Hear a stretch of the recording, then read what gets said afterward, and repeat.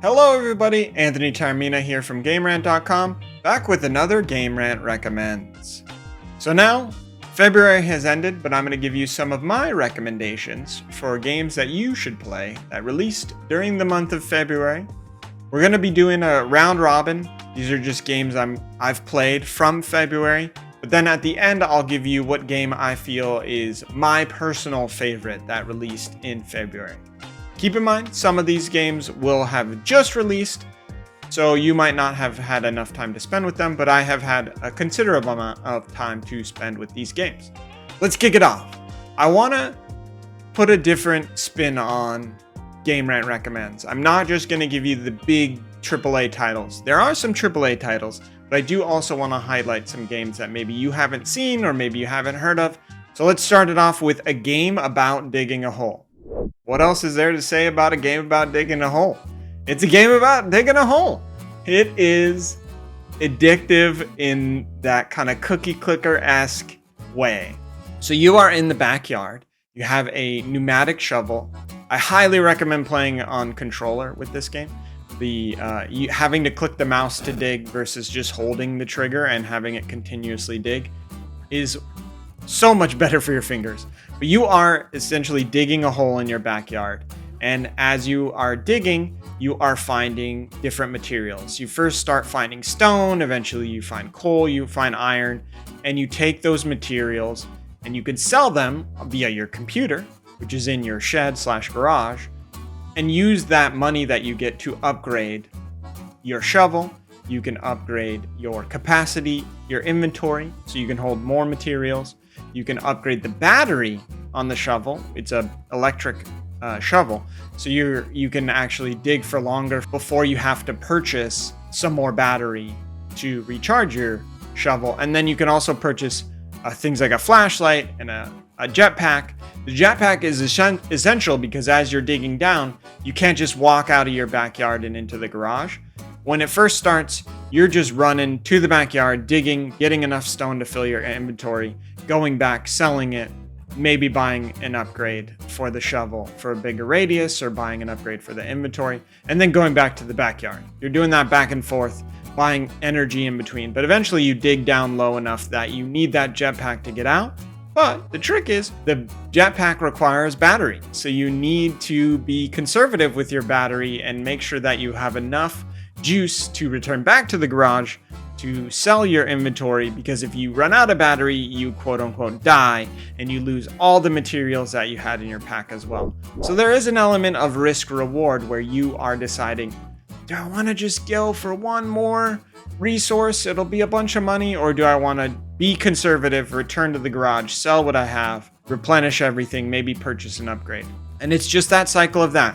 Now there is an element where things get intriguing. You have a sensor and there's more than just digging a hole, so to speak. There are narrative elements. I don't want to spoil any of those, but I think just the loop of going back and forth is super addicting. It is only $5 on Steam. Game about digging a hole. Give it a try if you are one of those people that just loves a good clicker game. It is super fun. My next game is Warriors Abyss. This was one of the surprise releases during February. Nobody kind of knew anything about it, and then here it is. It's a Dynasty Warriors or a Muso type game, but it is a roguelike. It's not as high fidelity graphics as the Dynasty Warriors games, but it is everything that you want from that type of setup where you are attacking waves and waves of enemies. You're doing these flashy attacks that are covering the whole screen, but it's roguelike based. So during each run, as you complete an area, each zone that you complete by defeating a specific number of enemies. So for example, you'll go into an area, it'll say beat 50 enemies. When you beat 50 enemies, you're done with that zone, and then you're given a reward to pick up. And that reward usually aligns you with one of a different mini characters, and those characters have buffs that influence your damage or your health or things like that, but they also become part of this more complex party system that will have you dealing out unique special attacks that call on the different heroes that you've aligned with, or you can summon all of them and they can be on the board with you attacking. This is kind of your ultimate, so to speak. There are bosses with big, wide, sweeping attacks. You have to use your different abilities. But if you are a fan of roguelikes, if you're a fan of the Musou or the Dynasty Warriors games, Warriors Abyss is actually surprisingly fun. I found jumping into a run and just going through and just decimating waves and waves of guys to be really satisfying and fun. My next game is Keep Driving. It's hard to describe. It is a turn-based strategy game at its heart, but you are in a car. So you are a character who is going on a road trip. You're deciding what type of road trip you're on. And as you're going along the road, you will encounter obstacles like a car that's broken down or birds or something. And those will be your combat encounters. And so combat encounters are structured in such a way that you are spending different abilities that are on your rear view mirror. And you're lining up the colors of attacks, so the birds or the broken down car will be attacking maybe your gas or maybe your energy or what have you, and you have to line up these colors to clear out the enemy attack before you can progress. It's got a lot of interesting strategy of what you want to do. You pick up hitchhikers. The hitchhikers add different attacks or abilities to your rearview mirror. There's a lot of great inventory management that's related to the car where, you can carry a watermelon and that will replenish your health, or you can carry a caffeinated drink and that will keep you less tired, and that will impact the combat in general. If you are a fan of games like FTL, for example, it has an FTL-esque underlayer, but it's all set up with you driving a car. Keep Driving, really cool, very different game, highly recommended. Next up, we have Sworn. This is an early access title that supports up to 1 to 4 players in co-op. It is roguelike. The best way to describe it is a King Arthur setup for a Hades-esque game. Most people are going to be sold on that, so if you're a fan of Hades and you like Arthurian legends, this is the game for you. I found it really satisfying. It is still a Hades-like game, so if you're not a fan of that genre, it's obviously not going to be for you. When you do complete rooms, you get the choice between the different boons, and instead of Greek mythological characters like in Hades, you're getting Arthurian characters that you know from Arthur Legends. You've got your different weapon types, you've got your skills and abilities that you can use. Really fun game. Highly recommended if you're a fan of Hades. Lost Records Bloom & Rage released Tape 1 during February, and this comes from Don't Nod, who has now added the apostrophe to their name. And it's in a similar vein to Life is Strange. It's a slice of life type of experience. You are playing as this girl named Swan, who in the 2020s is an older woman, not old, but older woman. And she's reminiscing about 1995. You have the sense that something weird happened, where she befriended 3 other girls and they developed a friendship, a strong bond, but you don't know what. It's got a little bit of Yellow Jackets vibe to it as well. What's cool about the gameplay in Lost Records Bloom & Rage is that Swan is a big fan of recording everything she does. So you have this video camera that you carry with you, and that will let you seek out different collectibles and things to record. And as you're recording these videos of, for example, birds or graffiti, you can then take all the clips. If you find enough clips of graffiti, it'll say like 0 of 6 graffiti, and then you record 6 pieces of graffiti. You can put together the clips that you actually recorded, edit them to put them in any order, and then Swan will give a kind of recap of her town. There's an underlying mystery. This is only Tape 1, so there is Tape 2, so this isn't the complete story. But I think if you grew up in the 90s, if you have nostalgia for the 90s, this has 90s vibes out the wazoo, but also it has that Don't Nod. These are characters that feel lived in, they have personalities, they don't feel one note, and they also don't necessarily feel like stereotypes or familiar archetypes. They feel like real characters, and you're learning about them and watching their friendship. If you're a fan of Life is Strange, I think Lost Records Bloom & Rage is going to be right up your alley. And I can't wait to see what happens in the next game, Tape 2. Kingdom Come Deliverance. So I was not necessarily the biggest fan of Kingdom Come Deliverance, But Kingdom Come Deliverance came out in February, and I had to give it a chance. And boy, am I glad that I gave it a chance. It does kind of throw you into the weeds, so I would highly recommend watching a YouTube video to recap Kingdom Come Deliverance, because it just continues on. There is not even like a multiple years later or anything like this. You were doing something in Kingdom Come Deliverance, and now you're picking up right after that in Kingdom Come Deliverance 2. But man, is this game got a lot of systems going on. Its combat is complex. There's a crazy inventory management system. There's a making potions or elixirs system. There are so many systems in this game that it feels like living in medieval times.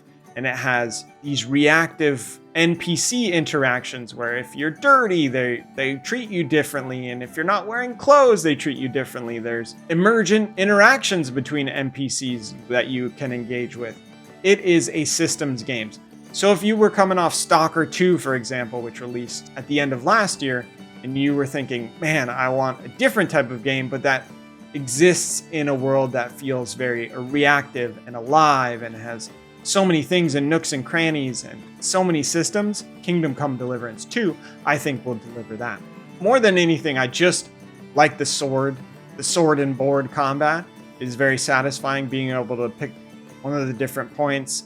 I like a good parry, as many of you know. It has a pretty satisfying parry. You can take out a bow or take out a crossbow and just hit somebody in the head and take them out. So there are other ways to approach combat, and then you have your different stats and your dialogue options to decide how you want to engage with the NPCs.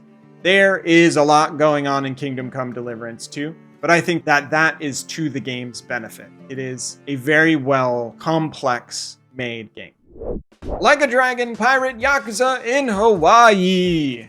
I love the Like a Dragon games, or the Yakuza games. You knew that they weren't just going to be done with Hawaii after Like a Dragon Infinite Wealth, and they are using many of those assets, but with a Majima game where he becomes ostensibly a pirate. There's ship combat, or naval combat, what have you. There's a lot of that classic traditional Yakuza combat, which is character action based, not turn based like the Ichiban games. You are able to switch through different attack styles. There's Sea Dog, and I think it's Mad Dog, and there are at least 2 different combat styles. One of them is called Mad Dog. One, you're using a knife and you can split yourself into 3 characters. One, you're using dual cutlasses and you can throw them and they spin in the air and will deal damage or consistent damage to enemies. Like a Dragon Pirate Yakuza in Hawaii. If you are on board with Like a Dragon, a game to play as Majima, you are in. But maybe you aren't familiar with the Like a Dragon games and you want an introductory point. This has its own self-contained story. It drops you right into the action. You don't need to know enough about Ichiban. You don't need to know anything really about Kiryu. You don't even necessarily need to know much about Majima because it does have an amnesia storyline as well. So it is very self-contained in that sense. Maybe you're not getting an entry point into the larger Like a Dragon universe, but if you want to see what it's all about, what the combat is, the personalities of the character, it's very exaggerated. The cutscenes are very absurd. You have a pet tiger and a pet chicken. So there's a lot of interesting thing going on. The ship combat is super fun. It adds another wrinkle to complement the character action combat. Like a Dragon Pirate Yakuza in Hawaii is well worth checking out. Monster Hunter Wilds. I was obsessed with Monster Hunter Worlds. And I think Monster Hunter Wilds takes everything that Monster Hunter World did well, and it either expands on it, refines on it, makes it better in some way. Everything feels less cumbersome, less of a chore to do. You can go into these open world environments and hunt monsters and not constantly go back and forth to your camp. You can just make camps out in the wild. You can cook out in the wild. You get on this mount called a sacred, and you can just pick up, your resources. You don't have to run over to the honey and run over to the ivy and the bugs and pick those up. You just send out your little grapple launcher thing and pull them back to your sacred and move around. You can get on your sacred and have it auto move towards where the monster is, so you're not constantly trying to chase the monster, figure out where it is. I know for some people, some of the accessibility stuff is going to take away the spirit of Monster Hunter, I wasn't a big Monster Hunter person before Monster Hunter World, so that was my real entry point, and then I played some of the Switch games, and I kind of got a sense for what Monster Hunter was doing before and after World. But I think Wilds gets so much right. It's super satisfying to fight these monsters. They introduce a wound system where you can target specific cuts and nicks that you've put on the monsters, in addition to trying to break specific parts or cut off their tail like you do in most Monster Hunter games. The grind of trying to get to the higher ranks, get different materials from the monsters to craft better gear, better weapons, better armor. You got your palicos, you do have an encampment of people to interact with. Jumping into multiplayer is so much easier than it was in Monster Hunter World. There's none of that weird code stuff or the crazy convoluted board setup. It is much easier to do than it ever was. And I think Monster Hunter Wilds is all the better for the improvements it makes. I do think that there will be a discussion about the game being too easy, or maybe the story not being as engaging. There's a lot of walking and talking and a good amount of cutscenes. But I think the best part about Monster Hunter is the monster hunting. And I think Capcom has really nailed that, made it better, and I had a great time with Monster Hunter Wilds. And now it's time for my favorite game of February, and you're probably guessing based on what I haven't talked about, Avowed. I loved Avowed. I finished it about a week ago. I was not a big Skyrim person. I did appreciate it, and I did have a great time with it. Avowed clicked with me in a way that I was so surprised. I enjoyed the different types of combat options, the magic, the swords, the guns, bows, being able to figure out, okay, well, what do I want in this hand? What do I want in that hand? Do I want to dual wield random things like a wand and a gun, or a book and a sword, or this and that? Do I want to use magic? Do I want to be more melee based? Do I want to be range based? And since you can switch between two loadouts, it is a little punishing in the sense of as you use your upgrade materials, but I think they'll figure that out and they'll make that better. But having two loadouts is huge. The world is intriguing. I never played Pillars of Eternity, so I was a little lost in the sauce. When they started using words, I had to consult the lore a lot, and maybe I didn't have a greater sense of this world. But the specific moment to moment, what's up with the Dream Scourge, what's up with my godlike character who doesn't have an apparent god, but is a godlike. I found that really engaging. I wanted to learn more about that. The companion characters are all fun and they have great personalities. I loved consulting with them. The choices are morally gray, but not so specific that you feel like you have no idea what impact you're having on the world. You know what you're doing, but also you don't know which one is the right choice.